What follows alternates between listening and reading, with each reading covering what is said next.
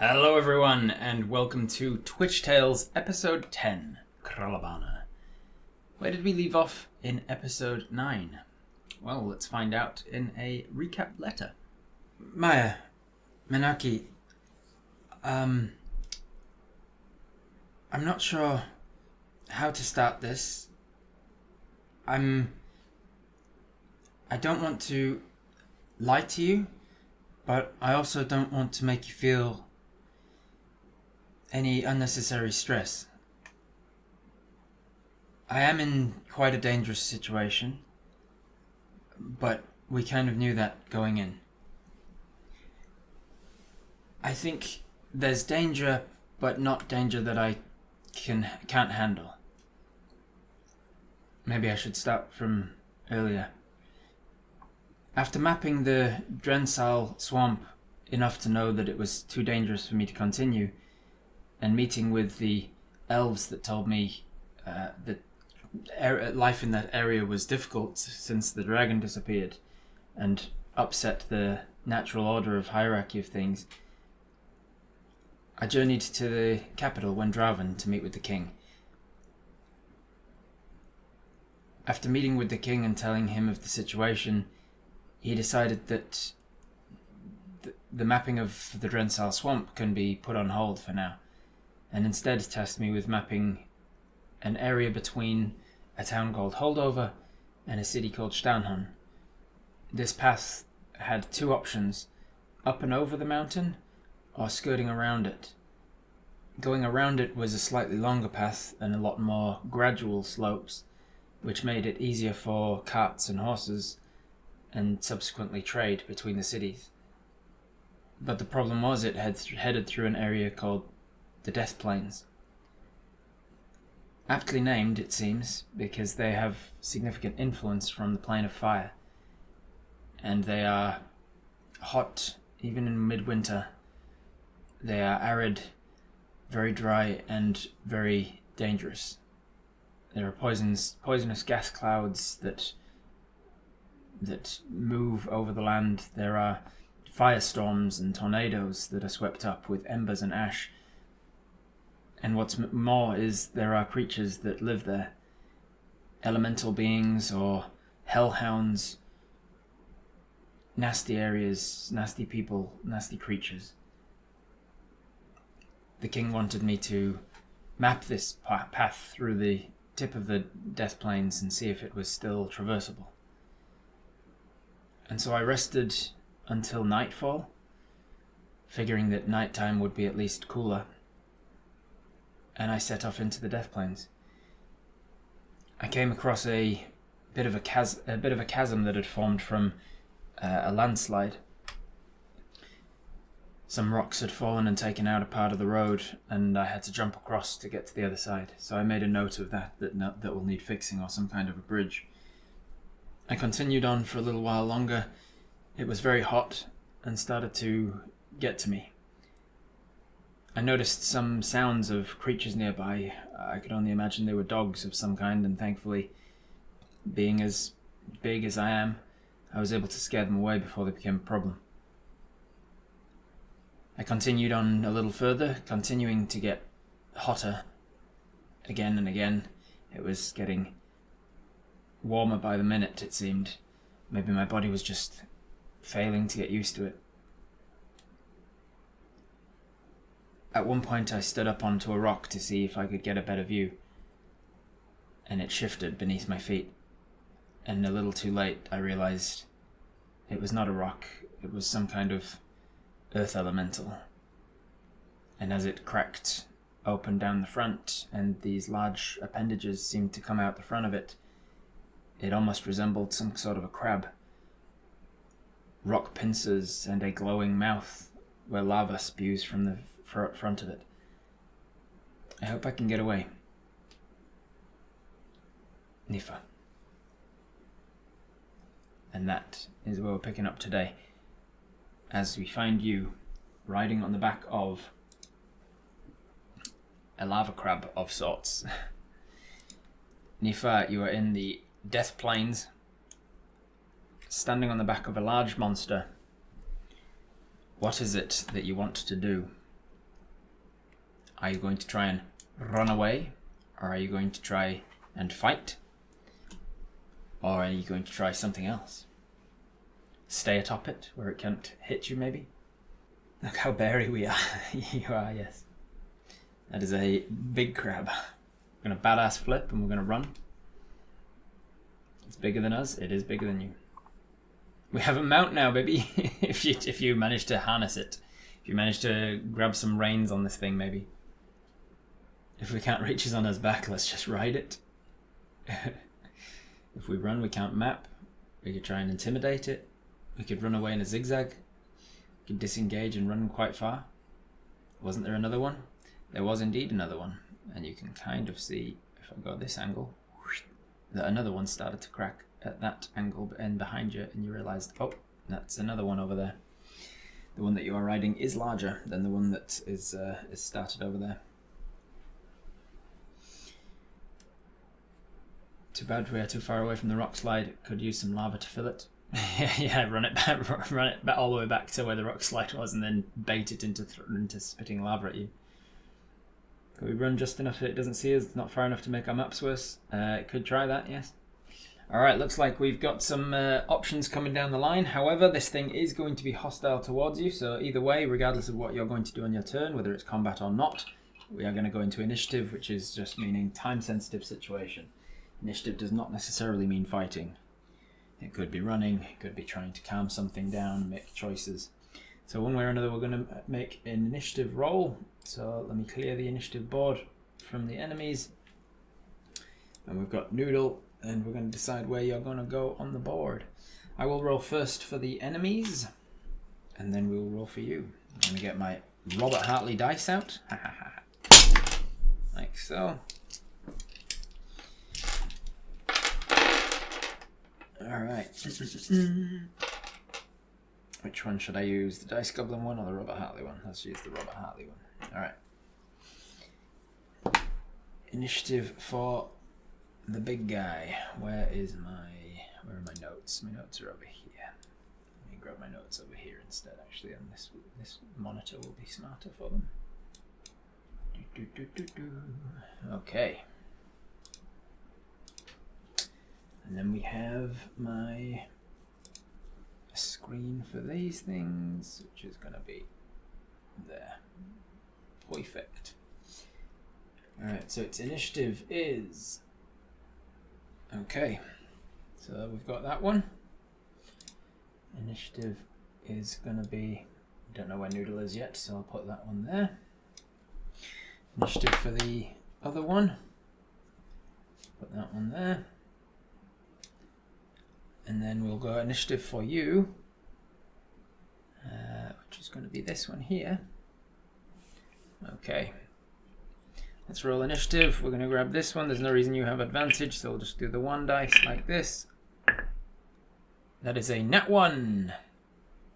A nat 1 on the initiative. It's a good start to the day, everybody. Good start to the day. We are having this is a new session, and at the start of each session, you get your hero point back at least. You've used 3 of your 4 lucky points for the day since you had a long rest last, and your luck points come back on at dawn. So when the first rays of sun crest the horizon, when it's dawn, you will get your lucky clover recharging. But you have 1 reroll from your lucky clover, and you have 1 reroll from the hero point. So it's up to you whether you want to use that now or whether you want to stay with the nat 1 on initiative. So thumbs up if you want to reroll with either of those things. Thumbs down if you do not want to reroll. Oh good, last session we were rolling great and we'll fail everything today. No reroll, let's just get all those sad rolls out. Okay. So we're deciding not to reroll. You are going to go with a nat 1 plus your initiative of 4 from your dexterity. Double check there, look, you've got a 4 in your dexterity. So with a 5 total, you are going to go last because enemy number 1 rolled an 8, enemy number 2 rolled a 15, and enemy number 3, oh yeah, that's right, enemy number 3 rolled a 3, so they will go after you. even with a nat 1, because you've got such a good dexterity. Okay, so the initiative will be enemy 2 first, enemy 1 next, then Noodle, and then enemy 3. Enemy number 2 is this guy at the back. You see that this slightly smaller one has come to attention and woken up a little sooner than you have, and is going to start moving towards you. Have a think about what you guys might want to do as Noodle, because it will be your turn before you know it. All right. So this thing has got multi-attack with 2 claws, or it can do a spit magma ability. Is it going to do the spit magma from here, or is it going to... I don't think it's going to climb up onto the king. So it's going to just do a spit magma from here and see if it can knock you off the back of the king. Its range is plenty, so let's just double check. From where it is to where you are is 60-ish feet. So it's got 60 feet. How far can it spit? 30 to 80, so it'll be at disadvantage. So it's going to start clambering towards you. You notice that as it clambers towards you, over the rocky terrain and such, it can only get about that far. It has a movement speed of 20 feet, which is going to be in your favour, as you are a very fast bear, so you'll be able to outrun it quite easily.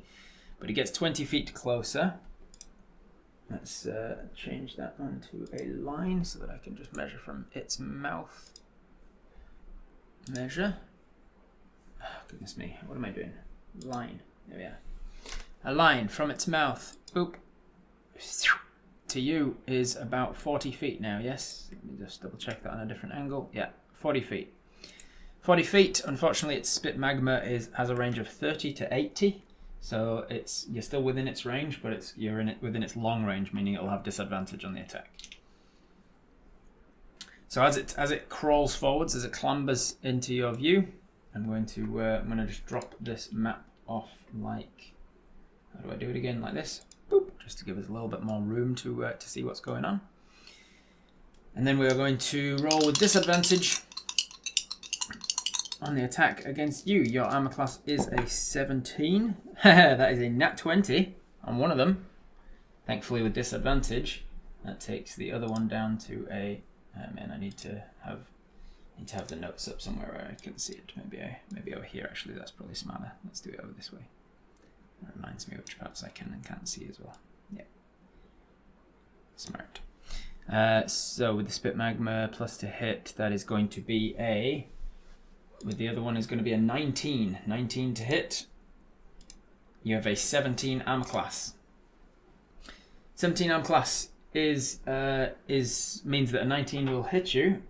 If we go across over here, we can see that one of your things that you have under class features is Deflect Attacks.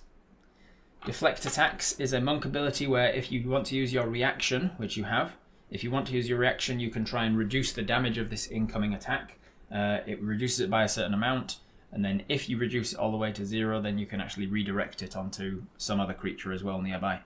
So as this rock scutters forwards, you can see that its mouth parts, it's like almost like a 3-way mouth, seems to predator style open up out of the rock, and you can see that there's a glowing heat inside, like an internal heat that melts some of its own rock, and then crushes it together. These 3 mouth parts come together to kind of like mold it very rudimentary into this like boulder shape, and then it puts a lot of pressure together in the back of its mouth.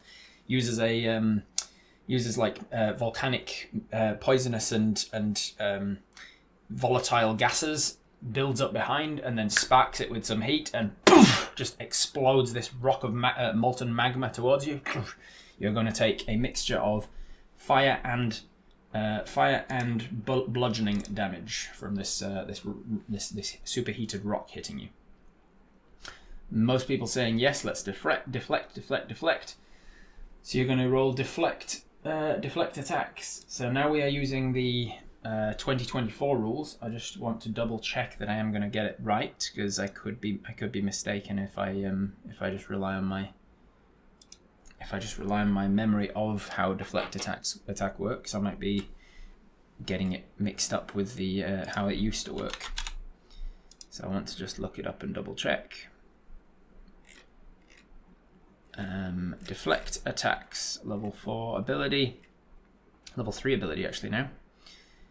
When an attack roll hits you, and its damage includes bludgeoning, piercing or slashing damage, which this does, you can take a reaction to reduce the attack's total damage against you. The reduction equals 1d10 plus your dexterity modifier and your monk level.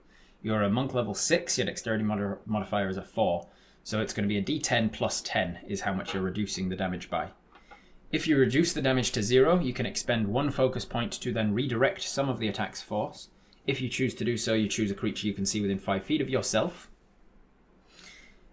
If the attack was a melee attack, which it wasn't, or you choose a creature you can see within 60 feet of yourself, which is either this guy or the guy who just spat at you, if the attack was a ranged attack. That creature must succeed in a dexterity saving throw or take damage equal to 2 rolls of your martial arts die plus your dexterity modifier, and the damage is the same damage dealt by the attack. Okay, so it's going to spit lava at you. You are going to reduce it with your reaction right before it hits you. You take your reaction to roll a d10 plus 10 and deflect and reduce it by that much. So we go over to the dice cam. We go to the d10, which is this one here. And we roll a d10. 8. 8 is good. 8 plus 10. You're going to reduce this damage by 18 as it's flicking a spit magma at you. You're going to go 18 off of it. So now I'm going to roll damage for it. Kralabana is here. Spit magma is 1, 2, 3d6 fire damage plus 1, 2d8 bludgeoning damage.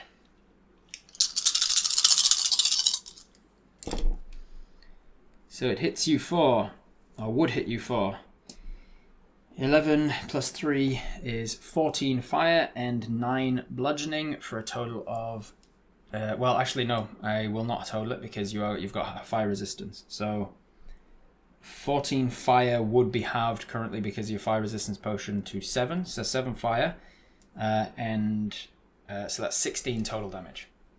So 16 total damage is coming at you from the Spitfire. Because of your deflect attacks, you manage to reduce that to 0. Now, thumbs up, thumbs down. Do you want to now spend one of your 6 focus points to then redirect that damage back at it, or back at the thing that you're standing on, or anything like that? It will cost you 1 focus point to do so. Wasn't it a crit? No, it was a crit, but it had disadvantage on the attack. Okay, not quite unanimous, but almost unanimous. We are going to redirect the attack. So we're going to spend 1 focus point to now redirect it. Do you want to redirect it at the King Kralabana that you're standing on, or the smaller one that spat at you?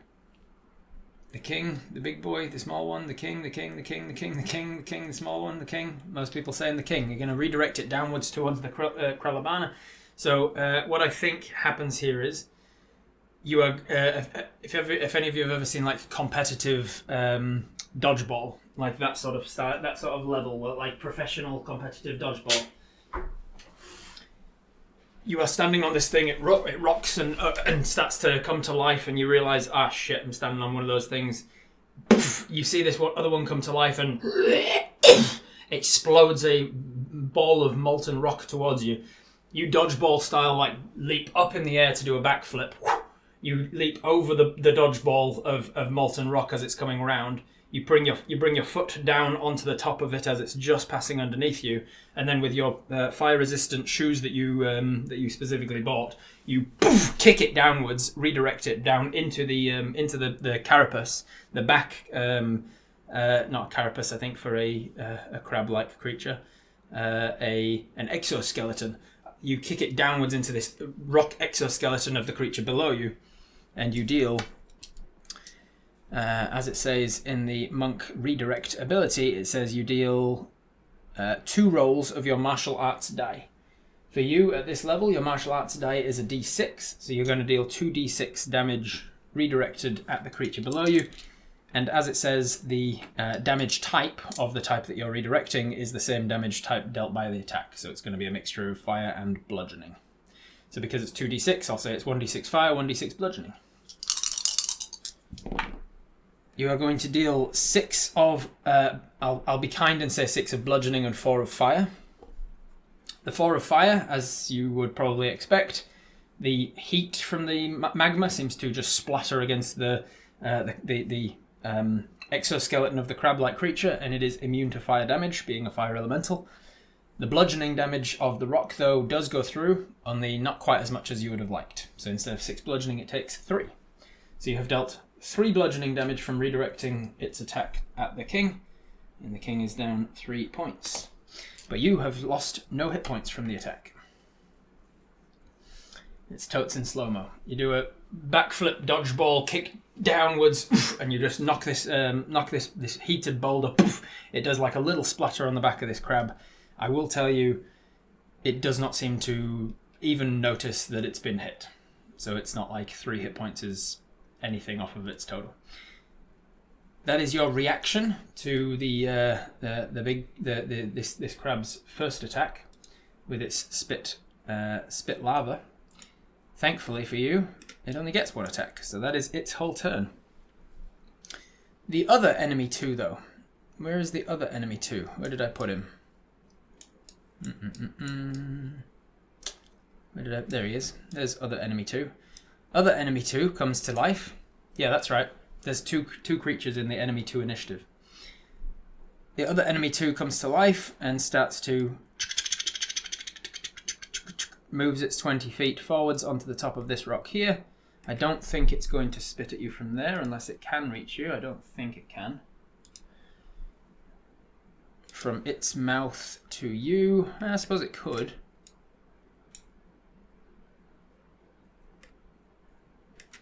Is it going to? Let's see.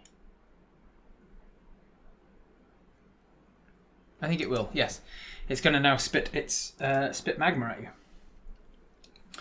So as this one comes to life and scuttles forwards onto that rock, the one that you hadn't seen, that one that wasn't actually as close as the other, it scuttles into view, and it's going to spit magma. It is using its long range. It's outside of 30 feet, but within 80. So instead of the 18, I'll take the 17. 17 plus stuff will hit. You've already used your reaction, so you're going to take the full damage, which is going to be 3d6 of fire halved, which will be 9 plus 2 is 11. 11 halved is 5.5, which rounds to 5. You'll take 5 points of fire and 4 points of bludgeoning. So you take 9 points of damage from this one. 9 points of damage takes you to 30. As you dodgeball over that one, you slam it down, and then just at the last moment, you think, ah, crap, and you didn't see that one coming. Whack! It hits you in the shoulder, and you feel the heat sort of left behind. There's some sort of residue of the molten outer shell of this rock that was spat at you. Hits off of your shoulder and just burns and singes a lot of the fur away. Your fire resistance potion helping you out there. That is both of the creatures from initiative enemy 2. It is now enemy 1. So enemy 1 is now going to go, which is the king crab itself. The king crab underneath you doesn't like that you are standing on it and doesn't like that you just hit a molten rock at it. It is now going to get to go. What is it going to do? It cannot hit you from above because that just makes sense that it wouldn't be able to. So what can it do? I think it's going to try and shake you off. Shake it off. Shake it off. Yeah, it's going to try and buck. So it's going to make an athletics check against your dexterity saving throw, probably. You can make it a strength or dexterity saving throw on your part, but dexterity would make more sense. I think it's going to make an athletics check, and if it beats you in its shake off, then you will fall to the ground. All right, here we go. Oh, that's not great for it, thankfully. Let's roll a dice check for you, which is your dexterity saving throw. That is a 15 for you. 15 plus whatever your dexterity modifier is will be way more than its athletics there. So if you choose to, you can stay on its back because you succeeded as it was trying to throw you off. Let's rodeo this bad boy. Yeah. if we beat the ability check, we could choose to flip off. If you want to choose to flip off as part of that, then you can. But basically, you just succeeded on your dexterity saving throw, so it's kind of up to you whether you want to flip off or stay on it. All right, let's put a thumbs up if you want to stay up on its back. Put a thumbs down if you want to flip off down to the ground. So we can get an idea of do you want to get onto the ground or not.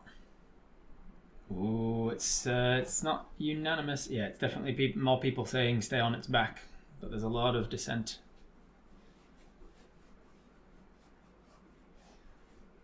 There's a lot of dissent, but it is. I think it's definitely in the majority is still saying yes, stay up on its back.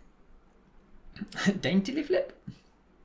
You're gonna stay up on its back for now because you're safer up here. You realise that it can't grab you with its claws. It can't spit magma at you from on its back, and then you can take off once it's your turn to disengage or what have you. I'm in favour of flipping it off, but that's a different thing. Yes. Yeah, most people saying stay on its back then. So in that case, it can't do much else. Is there anything it can do? Used its action to try and throw you off? No, there's nothing else it can do. So that is its turn. Noodle, you're up. It is your turn. You're on its back. You're dexterous enough that you manage to stay there as it's trying to buck and bronco you off of its back. Essentially, you are on its back still. You're using that to your advantage. What do we want to do? It just goes back to sleep immediately out of frustration. Focused, step of the wind, double dash, disengage, run back the way we came in. Disengage and run, step of the wind and run. Disengage, step of the wind, run. Boosted! Parkour jump, run down the path. Disengage, get the fuck out. Alright, so people saying step of the wind, I will just explain to the people who don't know. We have step of the wind, which is you can take the dash action as a bonus action, and alternatively you can spend one focus point to take both disengage and dash as a bonus action. So that's what people are saying to do, so we will go one focus point. So you've now used one to redirect some of the first attack, one more to disengage and dash as a bonus, which means that your movement, which is normally 55, you can see underneath your name in the corner there. Normally your movement is 55. For this round, your movement is 110, and you have disengaged, which means it can't take attacks of opportunity at you. So the question, I guess, becomes which direction do you want to go? You know that there is a creature to the. If we actually get this correct, you can't see it because it's behind. It's like under here, as far as Tail Spires is concerned.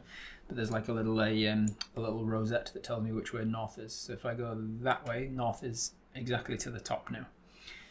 So slightly southeast is one of the little buggers. Almost due east of you. Southwest is one of the little buggers. Due east of you is another of the buggers, and exactly beneath you is another big bugger. So which way are we going to run?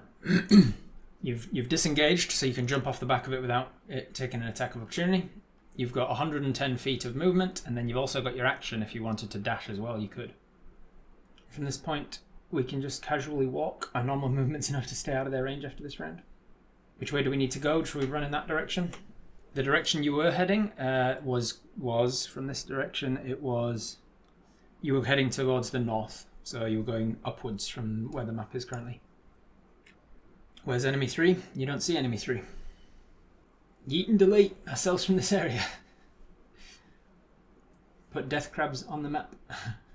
Continue north, north, north, north it is. Alright, so you will leap off of its back. So that's 15 feet. You've got 95 feet left. You are going to move this way. That's another 25-ish. So you've got 70 feet left.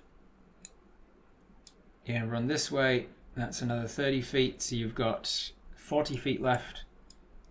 You've got another 30 feet this way. That's about 10 feet left. And then you run to here. And as you get to the corner here, you see that there's another smaller one. A smaller one has come to life from one of the rocks here. It is a young one perhaps, or just a smaller elemental. But you run all of your movement to there, but you still have your action left. If you want to now use your action to dash, you can now move past this one as well and continue. Oh, I'll also say actually, because I forgot to mention that this... I forgot to mention it, so I won't say it for that movement, because that's on me. But a lot of this is difficult terrain, so you wouldn't have actually gotten quite that far. This one looks cute. Bonus action to pet it. This one's just a dash. It's just a baby, so it won't keep up. Yeah, because baby crabs and baby spiders, they don't move like fucking lightning. They don't enjoy the benefits of having much less weight on them, like big rock creatures, and they definitely don't have a lot more movement speed.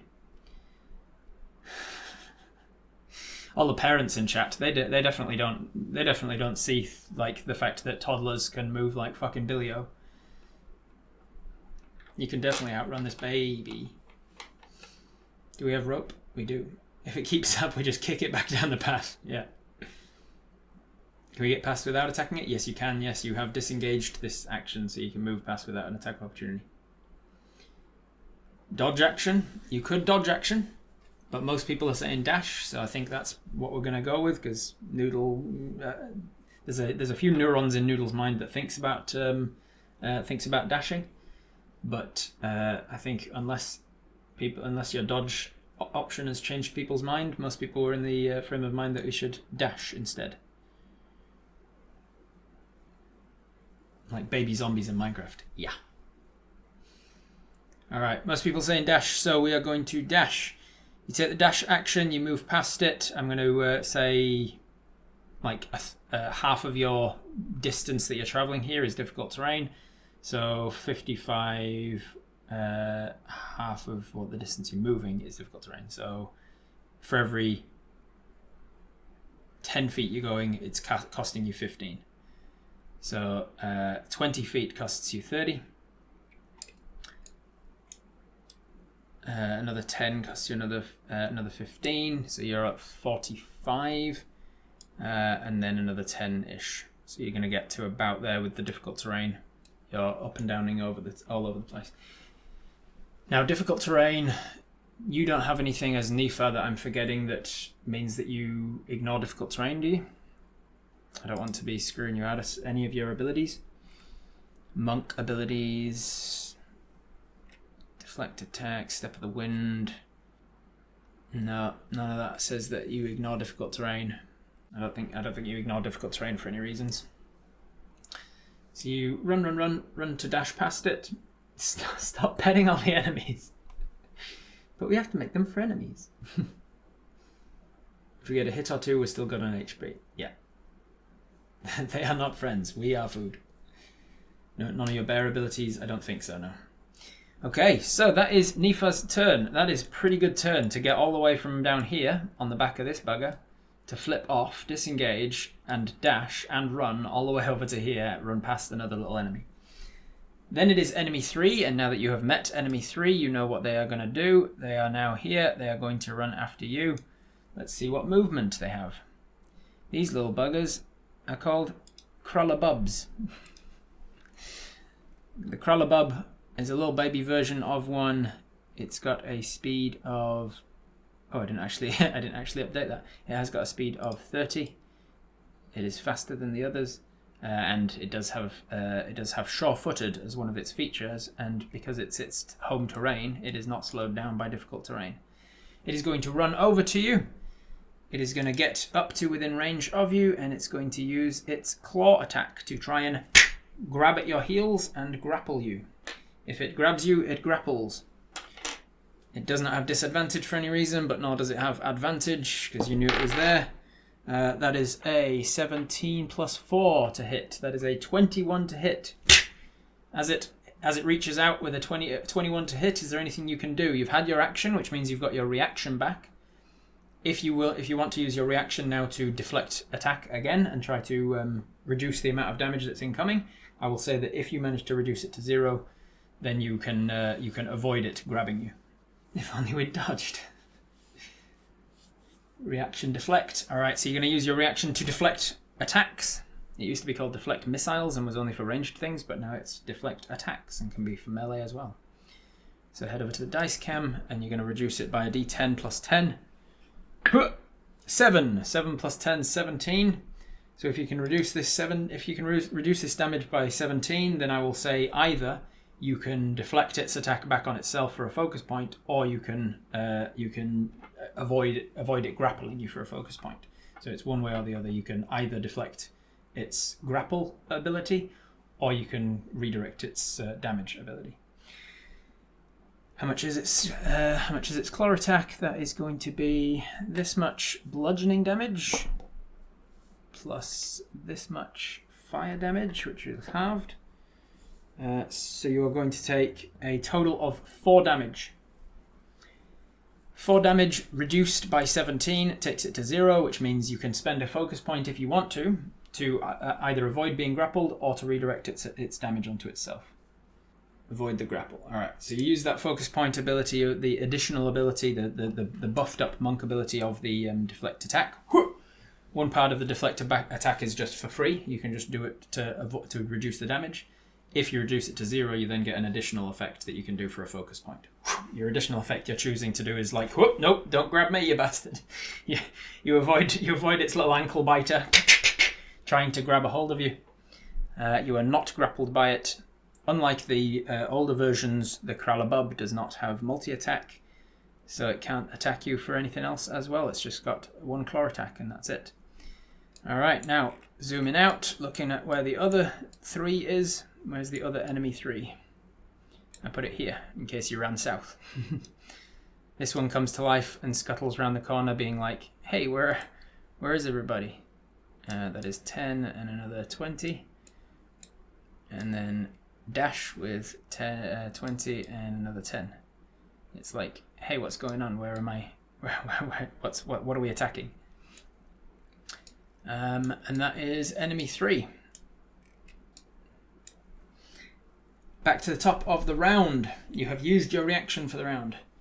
We now have enemy 2. Enemy 2 was the medium guys, the adults. So this is the king crab. These are the adult crabs, and then you're currently engaged with one of the baby crabs. So this one can only scuttle forward 20 feet because as they get older, they get a lot heavier and they get a lot slower. This one is going to scuttle forwards 20 feet more up in a more direct path because it knows where you're going and it's not slowed down by difficult terrain. It's going to then take an action to dash. Boop, boop, boop, boop. This one's going to take an action to dash. Boop, boop, boop, boop. What's the range? What is it looking at here? If it goes out from it to you, it's about 110-ish feet as the crow flies. So it can't spit anything at you from there. That is enemy 2 done. Enemy 1 is now the king crab. King crab has 25 feet because it's got longer legs. It's slower, but it's got longer legs. 25 feet, give or take there. What are we looking at range-wise from the crab? King crab about 100 feet, 110 feet to you. 110 feet. Let's have a look at its stat block. What can it do?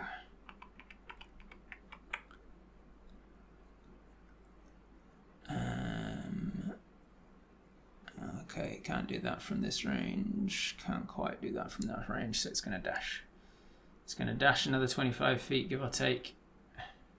Come there. Boom. It's going to start clambering over some gorse bushes and rocks and stuff in your direction, seeing if it can catch up to you. If its baby can slow you down. Get him, baby. Bad little nippers, yeah. Alright, that is the enemy number 1's turn. It is now your turn, Nifa. Nifa, it's your turn. What do you want to do? Run one more time and it can't catch us. Hopefully. Do another focused point, another focused step. Be aware that you are still in the middle of the death plains, and yes, you will get out of this encounter pretty easily, but you're burning through your focus points. Disengage, dash, pick up the baby and throw him. You could pick up the baby and throw them if you wanted. You know that you would be strong enough to pick up the baby, most likely. It's boulder sized, but within your abilities. Just keep running. Flurry, dash. Ooh, flurry of blows and then dash. Just walk away calmly. Disengage and run, but without the focus points. Alright, so without using focus points, here's your options. Nifa, Monk, here we are. Abilities. Patient Defense. Patient Defense says you can take the disengage action as a bonus action. So you can just always do that. So you could disengage as a bonus, move 55, use your action to dash. You haven't used any focus points, you've still got 110 feet away, minus the amount of like windy roads and difficult terrain. And you've disengaged. So is that what you want to do? Bonus action disengage, dash is your action. Excellent. All right. So most people agreed there then. You're going to do that. So you are going to, let's zoom right in here. You're going to disengage bonus. So you're going to turn around and be like, no, no, no, no, no. You're going to pick your feet up so that it can't nip at you as you back away. You're going to then move. So for every 10 feet, that's 15. So that's 15 feet. That is another, that's 30 feet. That is 45 feet.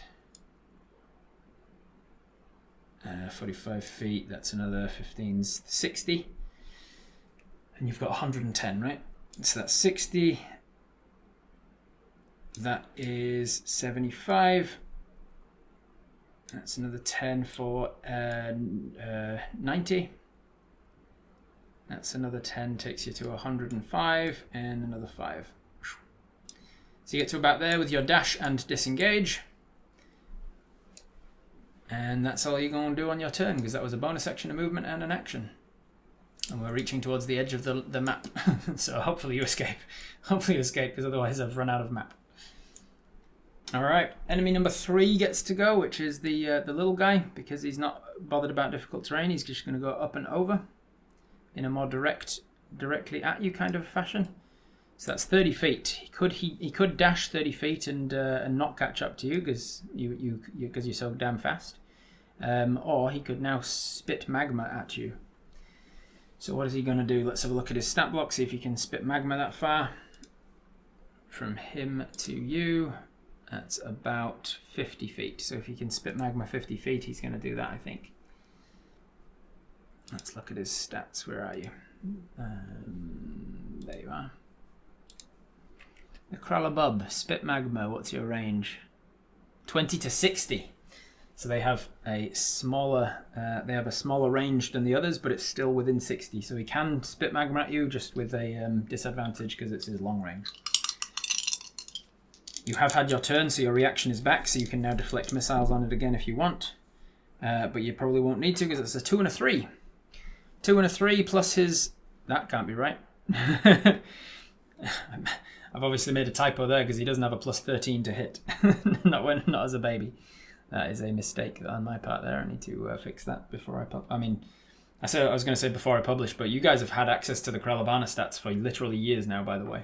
In case anybody has been freaking out about what these things are able to do for the last week and been like, oh, what are we going to do? What are we going to do? What are they capable of? They're in my stats that have been published on my Patreon for the longest time. They're a creature that I homebrewed like way back in the day, and they are part of my stat block Patreon document.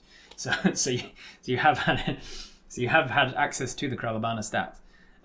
But since then, I did also create the Kralabub, like the babies, and I also obviously made a typo in them because they don't have a plus 13 to hit.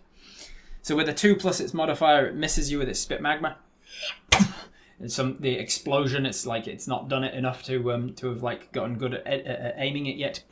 This ball of hot magma just splashes into a ghost bush and sets it on fire instead. And that is all that it can do. And then, just for the sake of completeness, we go back over here to this little bugger, and it is going to dash 60 feet back to its parent to be like, what's going on? In fact, I think more likely it's going to realise that whatever it was preying on is gotten away, and then it goes back here and turns back into rock. Well, disguises itself back as rock. They realise that their ambush has failed. Whatever they were trying to attack has has gotten away, and so they go back to being ambush predators and like, yeah, well, we'll stay here and go back to how it was. Guess we go back to sleep. One of the features that they do have that they didn't use because you didn't stay to fight, as a reaction to taking damage, they can choose to harden their exterior shell, turning them back into much more like rock than fire, and it gives them a bonus to their armor class, resistance to bludgeoning, piercing, and slashing. But it does mean it does reduce the damage. It does reduce the attacks that they can take, and it reduces their speed as well, because they just harden up and more defensive abilities than offensive. But you decided to run rather than fight, so they didn't have to use them. So that's basically what they're going to do now. They're going to retreat back into their shell.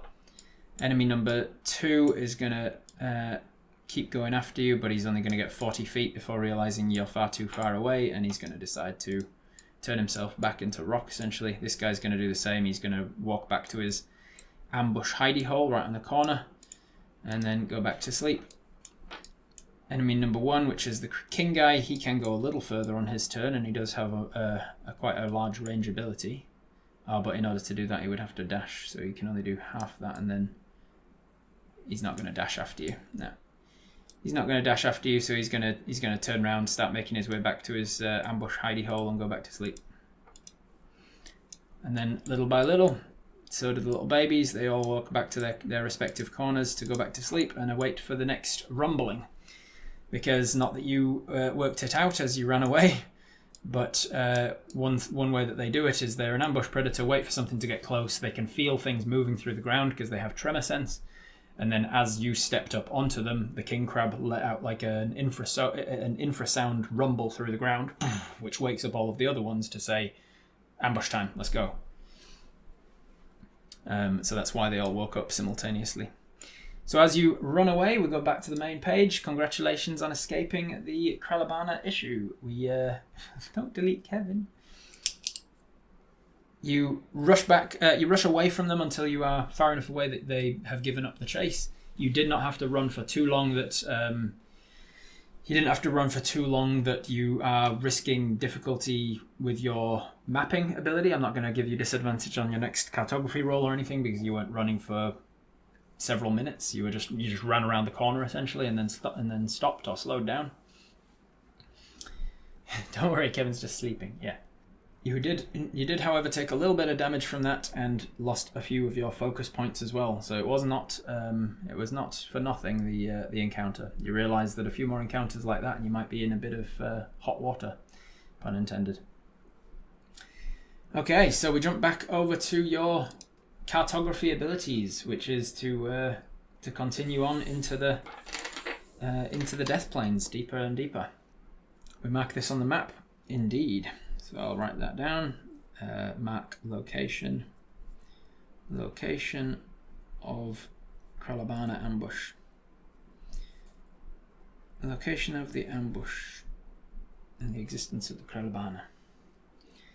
We need to get out of here. I say keep moving forward, get out of the death plains as quickly as we can. We can use our uncanny meta to restore our focus points and also some hit points. You can eventually, yes. So you can just hold on to that until you've used 3 more of your focus points if you want.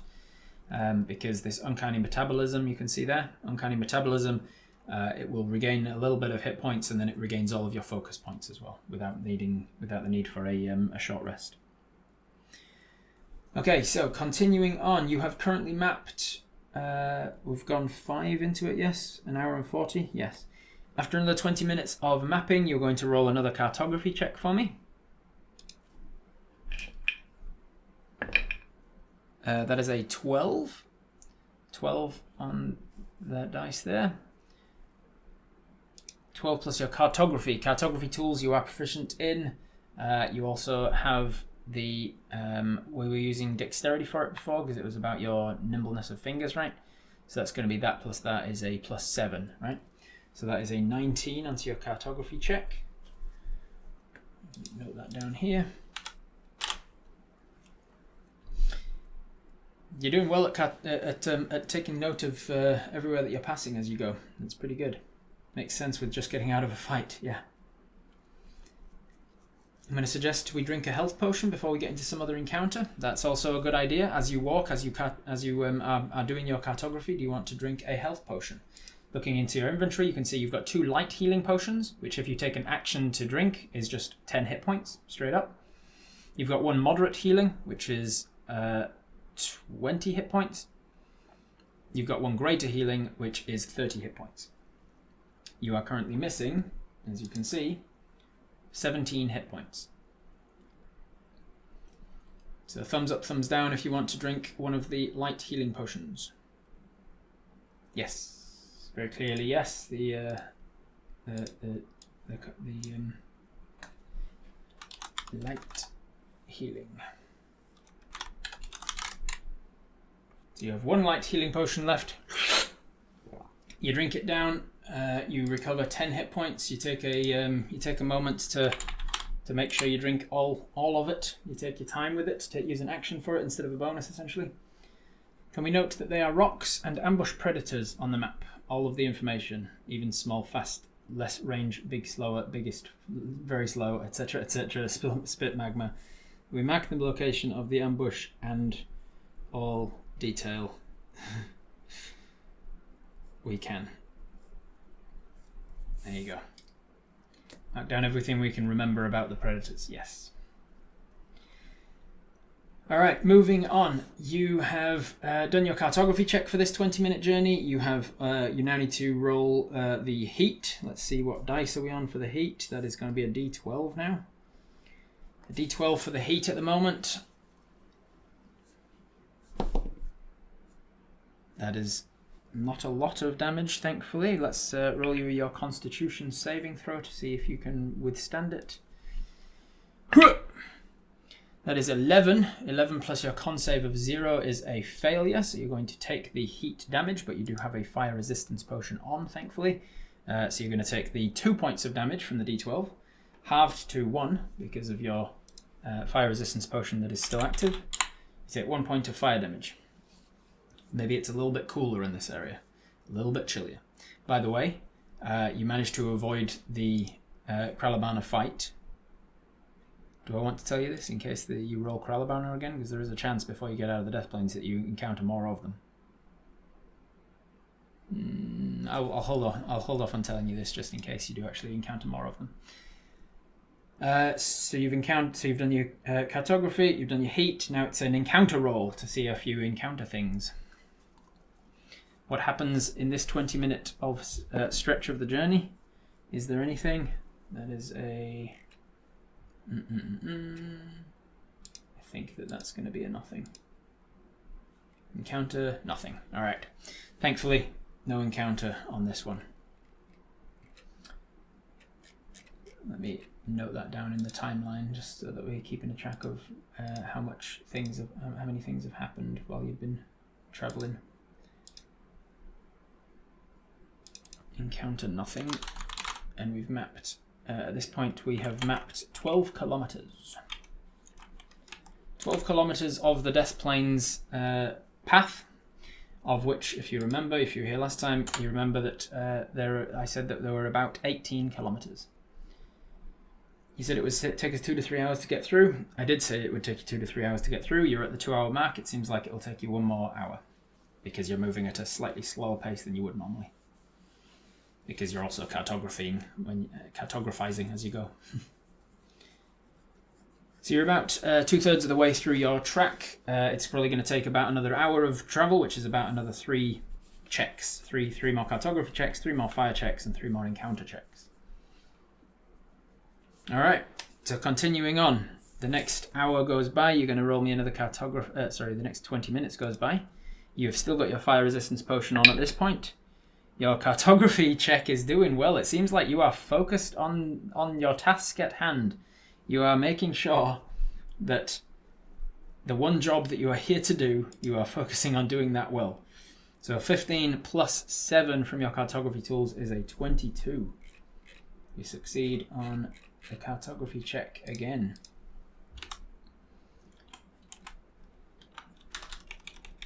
We're going to average these out at the end to see how well you mapped the entire path. But it's looking very good for you so far.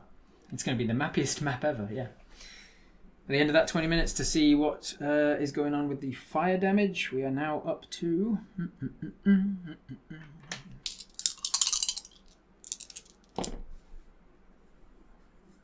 Okay, that's the fire damage, the heat damage that's coming in, because you did fail it before, which means yes, which means it went up to that, which means this. And are you going to fail it again this time?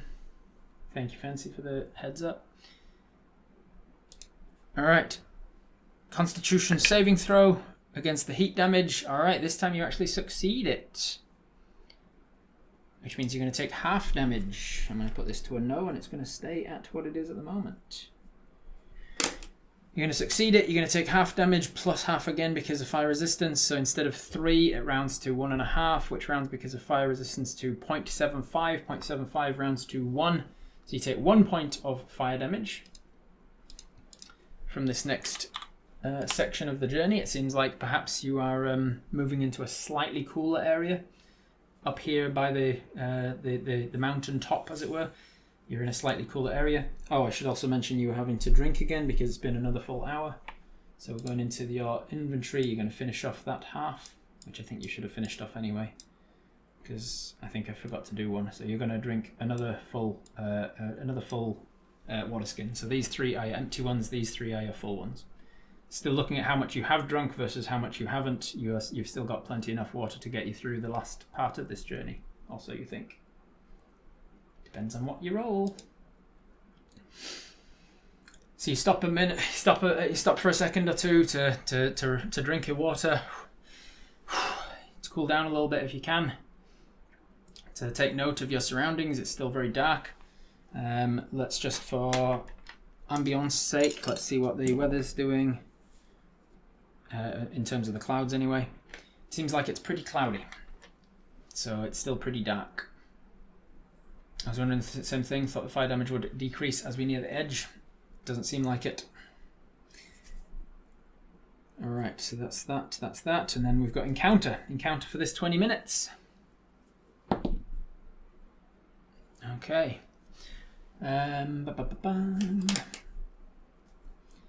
Multitasking, mapping, walking, drinking. We'd like to make notes on the temperatures and possibly take rock samples. Ooh, rock samples. Okay, let's have a look. See at your inventory. So you've got a -1 strength, and you don't have a bag of holding. So that's all I'll say about taking rock samples with you. You are not very strong. You are below average strength. And that's not below average for a bear. That's below average for a human even. You are very noodly arms. It's one of the reasons why your nickname is Noodle. So on top of that, you're already carrying all of this. You've got bedroll, spare change of clothes, a blanket, a rope, some thieves' tools, lots of different daggers. You've got a chunk of wood from the heart of a shambling mound. You've got a bunch of cartography tools, which is thankfully just paper and ink and not very heavy. You've got some torches, some rations, some honey, some oil, three water skins, which is probably your heaviest thing, a bunch of rations. You've got quite a few gold coins. You've got your hand wraps, some dice, and a bunch of potions. So you've not got a lot of heavy items, but you have got quite a bit of bulk to you. So you can absolutely take some pebble samples with you, but it will only be like a fistful of pebbles, essentially. But I will mark down that you are taking pebbles. You take some pebble samples with you. Pebble samples. And note the temperature changes. Note the temperature changes. Very good. Let's not lick the Death Plains rocks. That's probably smart. Lick the rocks and take notes? Maybe not. We can always dump them if they feel like they're weighing us down. Yeah. I don't think I have anything in my inventory here that can be used for pebbles, so we'll just have to remember them. Bone, feather, blood, feathers, guts, tusks, spines, skulls. Yeah, I don't think I've got anything that looks like rocks. Actually, I've got under magic, I've got magic powder. So like a little bowl of rocks, perhaps. And then if I write a thing here and say pebble samples, that'll work. I've got some pebble samples from the Death Plains. Very cool. Do not lick the science. Do not lick the rocks. Irony, the rocks actually give powerful heat resistance when licked and they taste like sherbet. What if it's just like spicy salt? We don't have to, but it might be good to go through in the daytime at a fast speed, just enough to note any big changes from the night and day on the way back through for completeness on the map. Very smart. Alright, that is... I rolled for encounter, but I didn't resolve it. That's where we're at. So back up to the encounters table. Encounters is a terrain table this time. Terrain is a d6, which is 1, 2, 3. Do I want to reroll that because we've already had one once?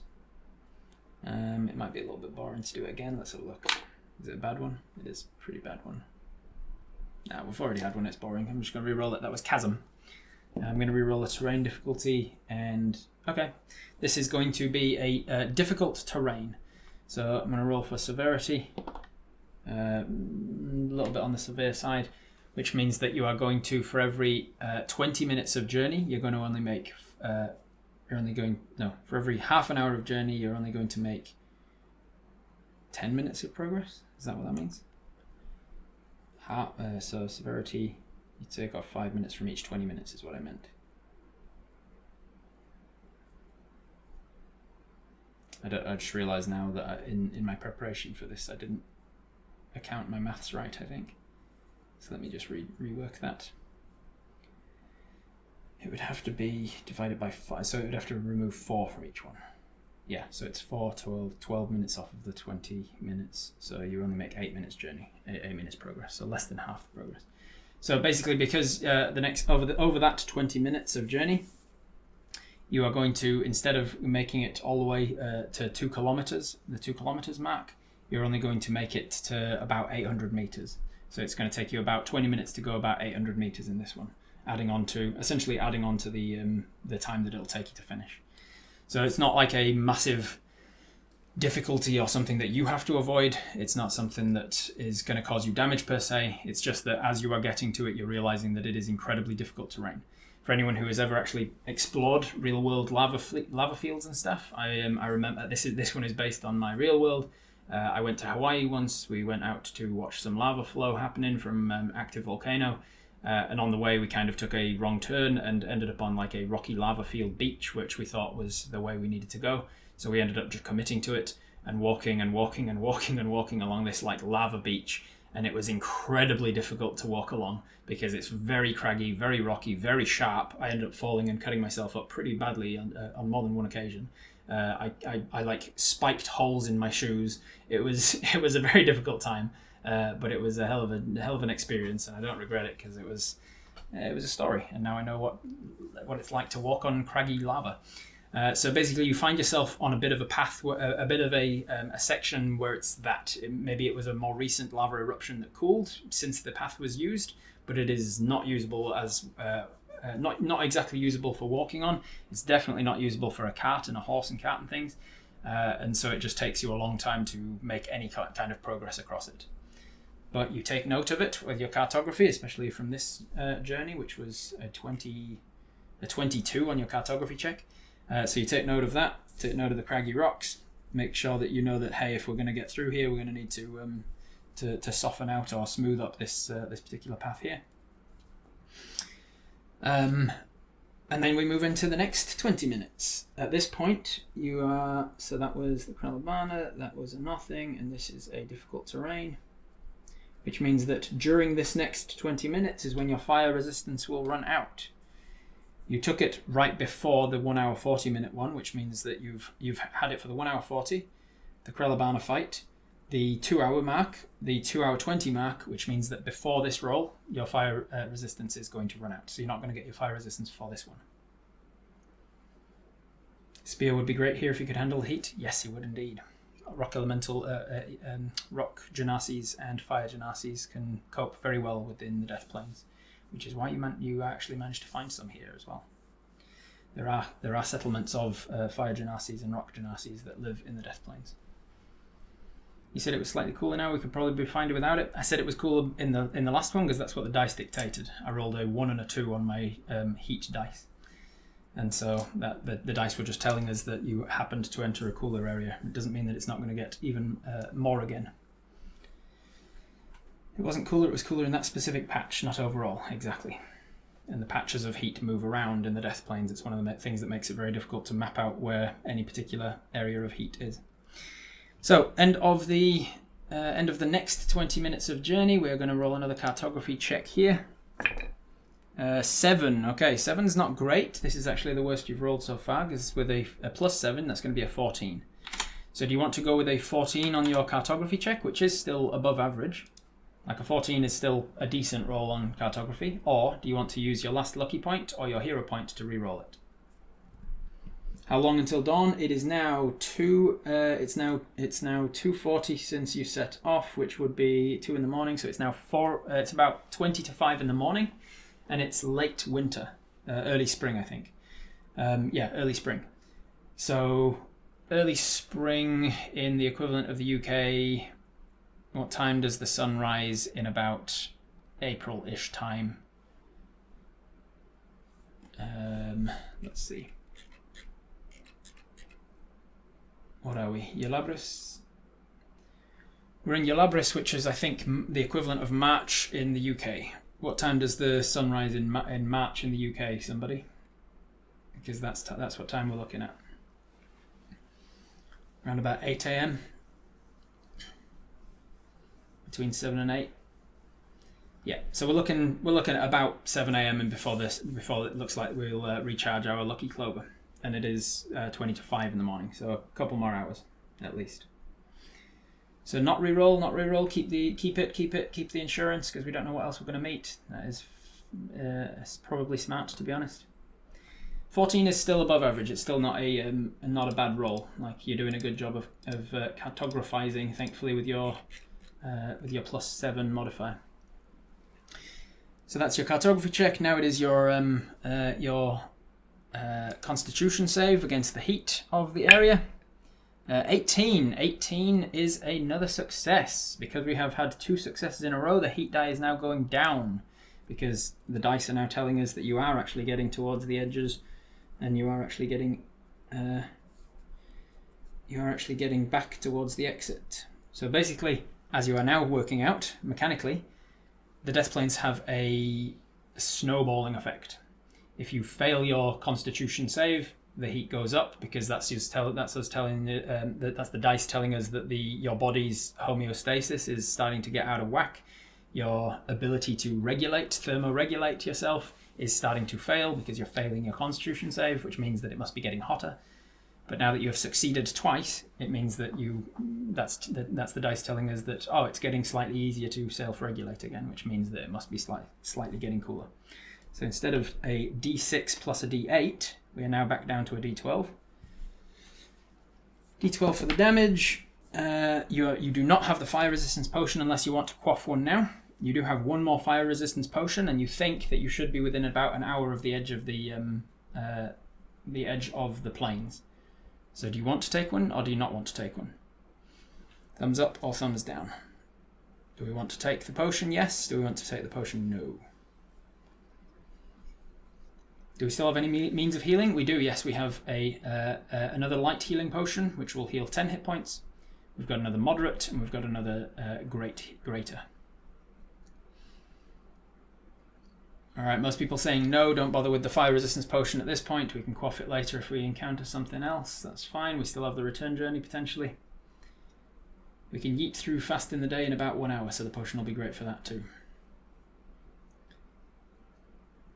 Okay, fair enough. And we still have the uncanny metabolism as well, for also healing, yes. So we're not going to take the potion. The heat damage that we took is 4 on the D12. But you did succeed your con save, so you only take 2 of that. So thankfully for you, I've been rolling low on the heat damage. But then I roll for the encounter this hour, this 20 minutes. Is there an encounter? There is. Which is the encounter? Hopefully it's not too bad. It's a weather encounter. Now, one of the weather encounters on this table is literally deadly. If I roll poison gas, and then I roll 4 on the severity, basically just to let you in, peek behind the curtains, I roll a d20 to see what encounter you encounter. If I get a certain high number, then nothing happens at all.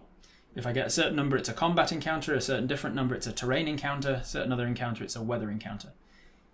Each of those, combat, terrain, and weather, have then got subsequent tables.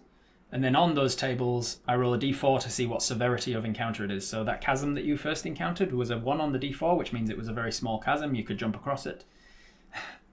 Then I rolled the King Kralabana, and I rolled a 4 on the d4, which meant that it was I rolled a 2 on the d4, which means you had the King Kralabana and then 2 adults. If I'd rolled a 4, then it would have been a king and 4 adults and 4 babies. Just to give you a peek behind the curtains. So now I've rolled weather. I'm going to roll a d6 to see what type of weather damage, what type of weather encounter it is. Okay, fair enough. And then severity. How long is it going to last? Okay, a 4 on the severity. So for the next 20 minutes, as you were cartographying, this actually works really well. I love the dice when they work out together, because the worst you've rolled on the cartography happened to be during the 20-minute period when there was blinding darkness. So the weather encounter here is that there is such thick fog cloud all of a sudden. As you start to look up, you realize it's not just fog, it is ash. It is ash and soot that is blocking out the sun. Inspired by what essentially incurred the last ice age, there is a massive hanging cloud of ash that starts to sweep over the moon, blocking out all stars, blocking out all light from the moon. And if it's daylight, then there would have been blinding sunlight and you would have been essentially blinded for the time. But because it's nighttime, you are blinded by darkness instead. So you do have low light vision as a species trait. You can see under your species features, you have low light vision as a bearfolk. But low light vision still requires there to be some amount of light for you to be able to see. You cannot see. So for this 20 minutes, because your cartography is low and because you rolled on the weather, you are just like blinded essentially by darkness. And so you are slowed right down. You are moving at a much slower speed. You're covering your face so you don't have to breathe it in. Wet fabric over the mouth. I'm happy for you to do that. I won't even use your water rations for that because the blinding is the main focus of this particular difficulty. Dry air is another difficulty that you could have rolled for weather, which is when you start to require more of your water rations. So I'm not going to use both of them from one thing. This one is focused on the blinding ability, the blinding effect of it. The ash cloud is cooling off in the upper atmosphere and settling overnight. It is potentially, yes, it's the heat is rising it up into the air, it's stirring, and then it's starting to come down and start to block out around you. It's kind of like a non-magical darkness. It's like somebody's cast darkness, but with non-magic. Low light vision isn't no light vision, correct. I don't use dark vision per se, just from like species traits. You can cast dark vision, which means that even in pitch black you can still see. But without some sort of magical eyes, without some sort of magical effect, you still need some amount of light to be able to see. Otherwise, pitch darkness is nothing. And what I'm telling you is, for this 20 minutes of journey, it is pitch dark. Would a torch help? It would help, but because of the ash around, it would bring light to you like an anglerfish. It would bring monsters to you and such. And B, it would only light up in the immediate vicinity around you. So it's really up to you whether you would want to use a torch. Like headlights in foggy weather? It could be, yeah. Squinty bearfolk. Yeah, you're kind of just like moving along very slowly, just feeling your way through it, essentially. Would the ash not smother it? So the ash, I'm thinking more ash is kind of like clouds above you and it's drifting down. There is some ash around you, but it's not like a thick fog cloud around you of ash. It's just that it's blocking out all sources of light. No torch, no torch, no torch. All right. So without a torch, I'm going to give you the option of either you can make progress still into your journey, but you'll only move at like a very small amount of distance, or you can just choose to sort of wait it out and just begin what would essentially be a short rest. So do you want to progress? Do you want to progress essentially like feeling your way forwards like this at very slow speeds, but make progress? Or do you want to stay here and begin what will become a short rest? Don't want to trip over any nasty things in the dark. We're going to wait, we're going to progress, we're going to stop. I think most people saying stop. So you're going to stop. After 20 minutes, you're not going to have made any progress then. I will make note of that. So after this was 10 kilometers progress. After this was 12 kilometers progress. After the difficult terrain, you'd only made 12.8 kilometers progress. After this, then you got this is the one where the fire resistance ended. You took the damage for it, and you've made no progress because it was darkness. You've made no progress. You're still 12.8 kilometers into it. Do you have a stick or something to feel what's in front of us? You can, but that's if you decided to progress, and I think the majority of the neurons were saying no. If we short rest here, the darkness will give us a good cover. Yeah, indeed. This character gives me Winnie the Pooh vibes. Can healing potions be pots of honey, please? I mean, you'll see in the inventory we did take a pot of honey with us, exactly for that reason. Note the visibility risks. The path needs high visibility markers. Very good, Kalama. Visibility risks. High vis markers needed. Very good. So you make note of that as best you can in the pitch dark. You get your pen and ink out. You're just going off of feel. You've been using these cartography tools for long enough that you know how to write in the dark. You just kind of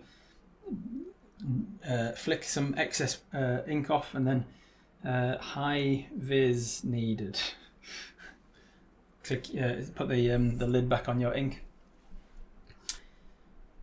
All right, so you make no progress, but you do start 20 minutes of a journey, which is probably why I'll say that's probably why your 14 cartography was not a very good job of it.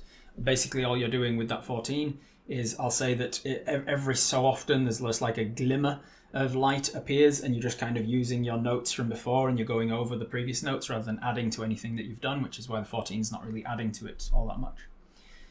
All right, next journey. At least that didn't incur any extra dangers for you. So back to the dice cam with the cartography check for the next 20 minutes. That cartography check is much better. We're back into the in the range of good, which is actually, sorry, before I mark that down, that would be a 25. So I'll take note because I won't rob you of that. But I will put it to you guys that if you want to continue on for that next 20 minutes, then you won't get the end of your short rest. But if you wanted to now just hold off on this next 20 minutes of journey, you can finish your short rest. Because short rests in my game have to be at least half an hour. So a 40-minute short rest is good. You can get back your focus points, and you could even roll one of your hit dice to recover hit points if you wanted. So a thumbs up if you want to stay where you are for the next 20 minutes and have another short rest, or whether you want to keep going. So thumbs up for stay where you are, thumbs down for keep going. Can we take 10 minutes? You could take 10 minutes, I'd say, yeah. I was doing it in 20-minute chunks of adventuring, but there's no reason why I can't just pause the 20-minute continuation. All right, most people, majority saying, yes, let's finish the rest. Okay, so you're going to finish your rest. You're going to have a short rest here. I'm going to mark the little campfire. Bing, your focus points come back. You don't need to use your uncanny metabolism. Very good. Now, do you want to use one of your 6 hit dice to recover some amount of hit points? You get back 1 hit dice every time you have a long rest. So you can basically use 1 for free every day and it'll come back. We get to max it because of our pendant. Oh yeah, remind me, Calamai, what that does? Because it's been a while since we did character creation and I can't fully remember what it does. Okay, yes, everybody's saying yes, let's use one of the hit dice. So we are down to 5 hit dice for the day. We are going to rest and recover. How much does it recover? Periaptive wound closure, thank you. Let me look that up to remind myself what it does. Items. Periapt of wound closure. Is it just that you roll, instead of rolling, you roll a max? Is that how it works? Periapt of wound closure. We're using the 2024 rules. Life oh, was this the one that we used? Yeah, we're using 2024 rules for this one as well, aren't we? Whenever you make a death saving throw, you can change the roll of 9 to a 10, so turning a fail to a success. So basically, whenever you're wearing this thing, you can't fail death saves. And then the other option, the other ability is whenever you roll a hit point die to regain hit points, you double the number of hit points it restores. Okay, double the number of hit points it restores. Our hit die as a monk is a d8, so let me get the dice cam out. Let me get your d8. Let me roll. That is 2. 2 on the d8, but doubled to 4. And then you get to add your constitution score on as well, which is a 0. So you'll recover 4 hit points from that. Why is that not working?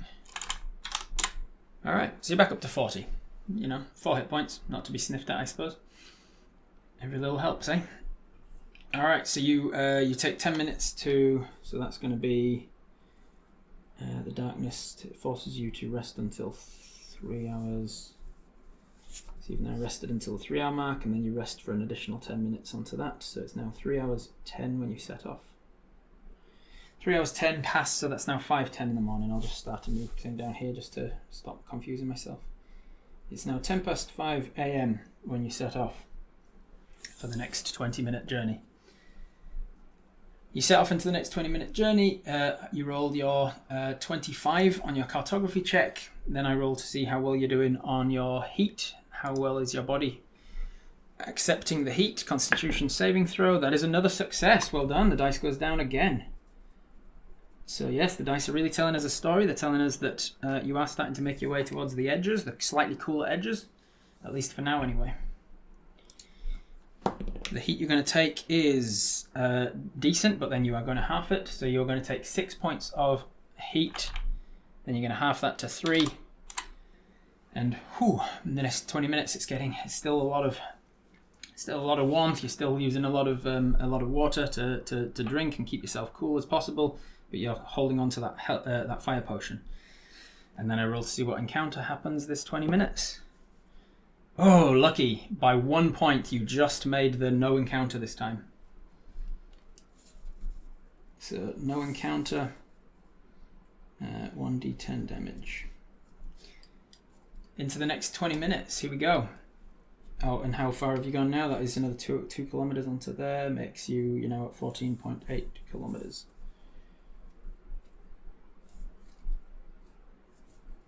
14.8 kilometers of an 18-kilometer journey. All right.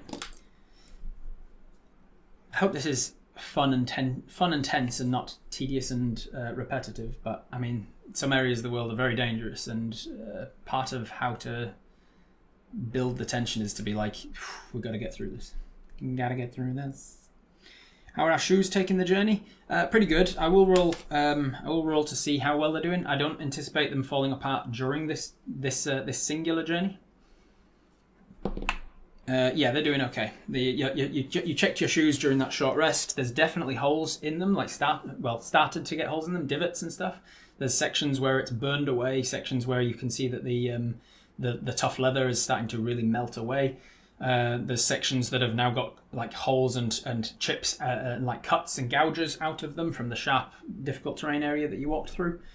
But they are still holding up. Thankfully, you went to a very good cobbler to get them made. As he kind of suggested, the shoes will last you basically 1 trip, maybe 2, and then you'll need more after that. And you bought another pair, so you've got another pair in your bag. You could make it much less tense if you were feeling especially benevolent. I am not feeling benevolent about making it less tense in the death planes. The death planes are, you've got to survive them. They are designed to be very dangerous. Kicking down a lava bomb didn't help, but it was badass. You dodged ball a ball of lava. All right, the next section, the next 20 minutes. First is your cartography check. Another 19 on your cartography check. Holy moly. 19 on your cartography check is... I think we were using wisdom before, I'm just realising, because we got in at 20 at one point plus 6, and we got 6 instead of 7. So I think it is actually meant to be wisdom based rather than dexterity based, because you're actively looking out and using your perception on these things rather than your intelligence or what have you. So I'm going to try to remove a couple from these last 2 rolls actually, because they shouldn't have been as high as they were. Noodle's better than Google Maps, yeah. Alright, so 19 plus 6 is 25. I was not expecting you to be doing this good at your cartography, so even if you almost die to get through this, you have done a fantastic job. And as we are in a living world, the map that is made of your journey through the death planes here is going to be used for a long time to come.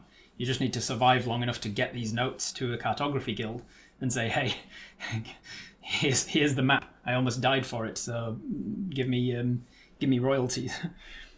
All right, so that's your cartography check for this time. We're going to roll you your Constitution saving throw to see how well you're handling the heat. That's another success. The dice are coming round again. 18 is another success, which means the dice are going to go down again. We're going to go down to a D8 to the heat. D8 on the fire damage is going to be 4. You succeeded, so it's going to be half that. You're going to take 2 points of fire damage.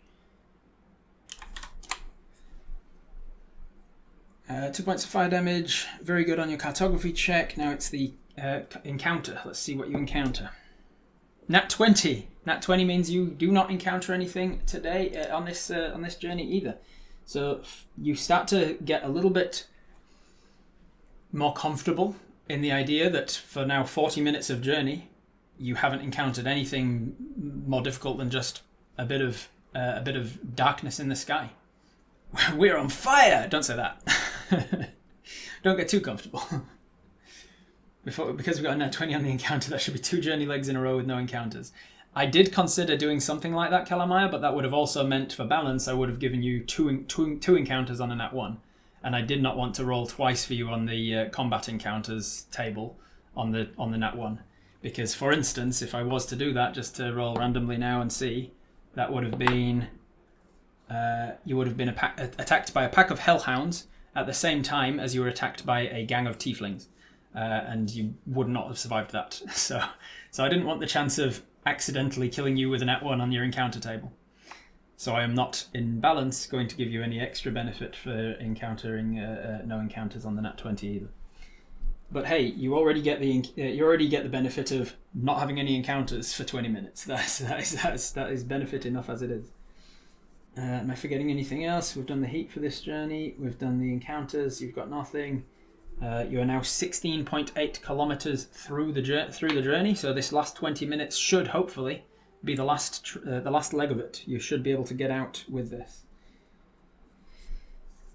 You're starting this leg of the journey at 10 to 6 in the morning. There's maybe some some twilight. Maybe there's like the nautical twilight as it's known, or the maybe even astronomical twilight where you can see like off in the east from where you are.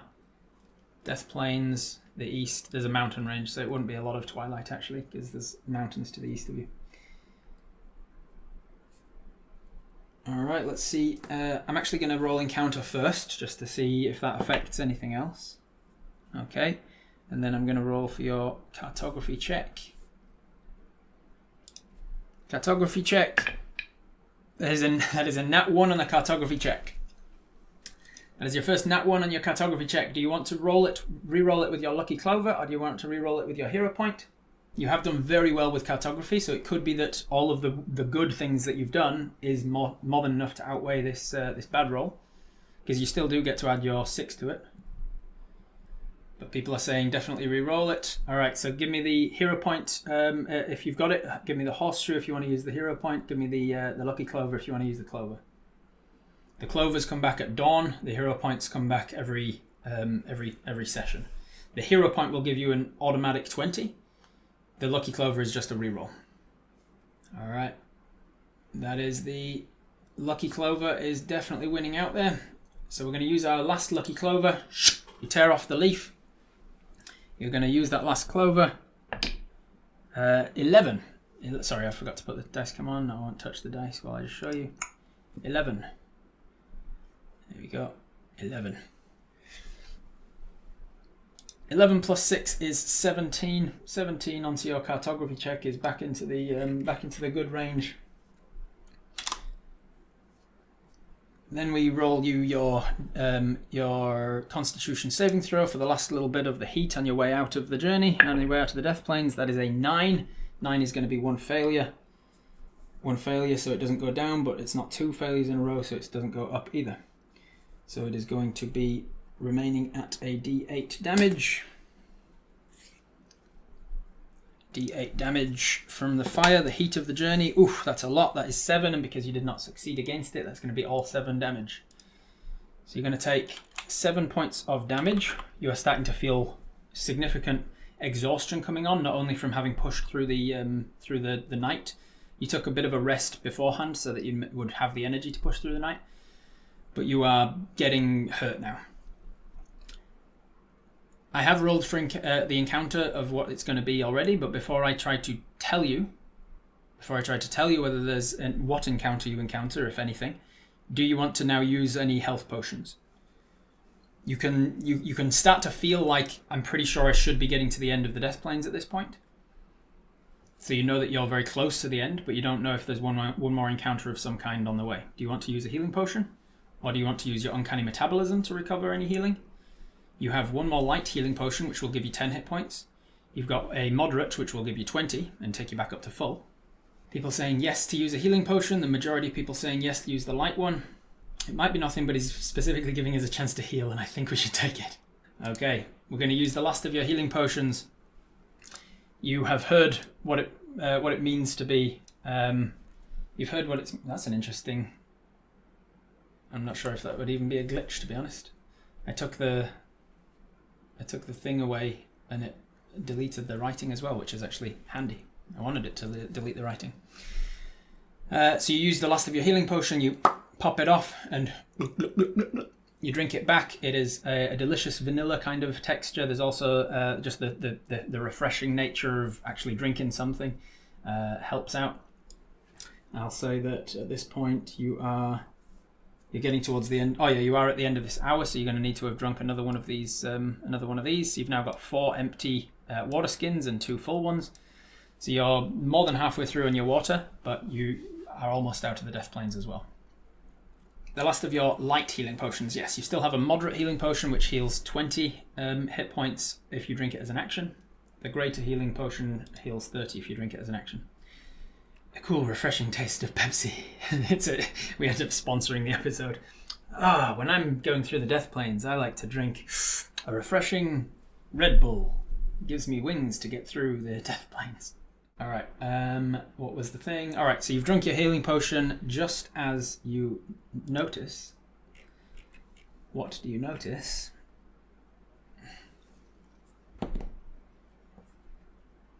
Ooh. Okay, and then severity. Okay. One moment, please, caller.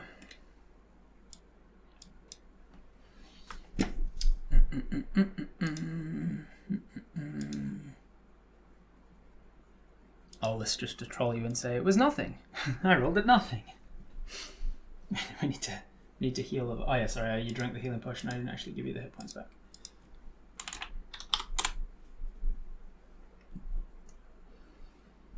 Okay, so I need that one. I've got that much.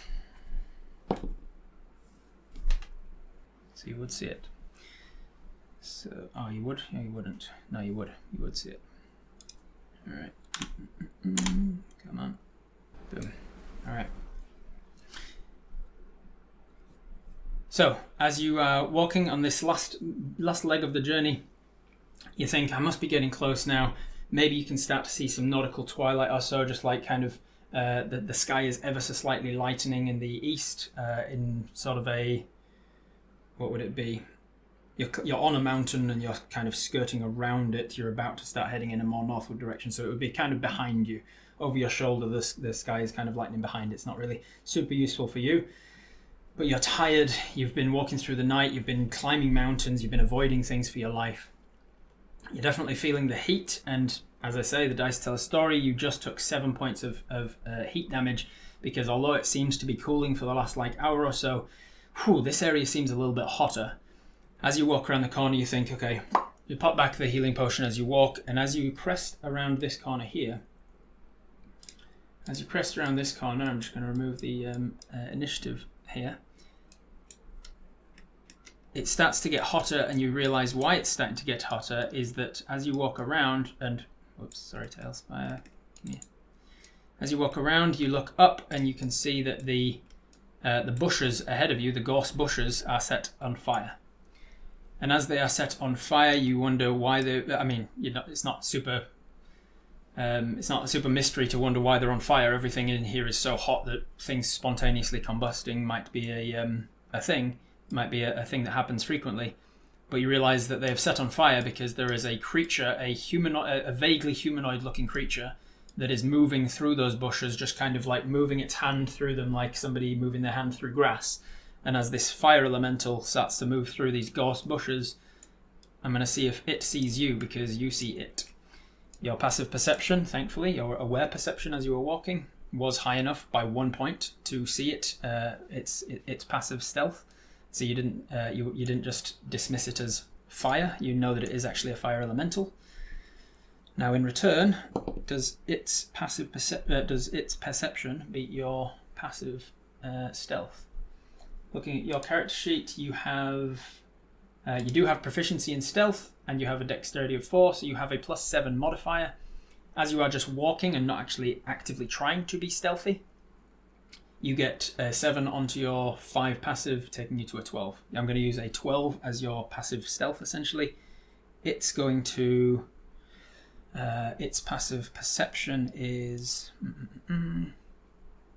Perception. Does it have perception? Okay. And then that would mean that its passive is that. Okay.